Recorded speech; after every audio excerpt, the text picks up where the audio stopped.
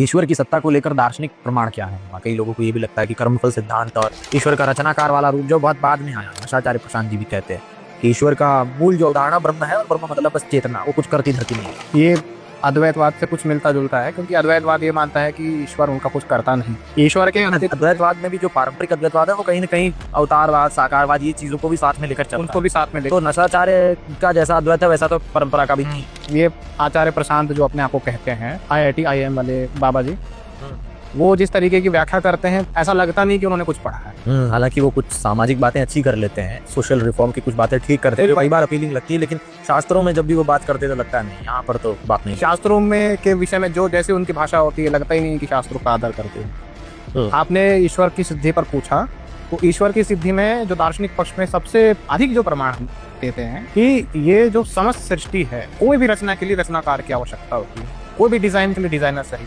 और इस सृष्टि में हमें डिजाइन दिखता है, तो इसलिए इसका डिजाइनर भी होना चाहिए, भले वो अपनी आंखों से नहीं दिखता हो। इसलिए हम ईश्वर की सत्ता को मानते हैं। सर, दार्शनिक कोई ग्रंथ का आप नाम ले सकते हैं जहाँ पर ईश्वर की इस प्रकार की कर्ता वाली अवधारणा हो? क्योंकि यहाँ से मैं वो स्पष्ट करना चाह रहा हूँ कि उपनिषदों में जो सबको लगता है कुछ अलग ही तरह का ब्रह्म है, तो सांख्य सूत्र कहते हैं कि स ही सर्वविद सर्वकर्ता, सांख्य दर्शन तो नास्तिक कहा जाता है, जबकि उसमें ईश्वर का शब्द सीधे सीधे आया। ठीक है, सांख्य दर्शन नास्तिक नहीं है, सांख्य दर्शन कदापि नास्तिक। ठीक है, ये भी एक आज की इस वीडियो से बड़ी कंट्रोवर्शियल चीज कही जा रही है। हालांकि कंट्रोवर्सी का सॉल्यूशन है, कंट्रोवर्सी ये है कि ये नास्तिक दर्शन है जो फर्जी फैलाई गई बात है।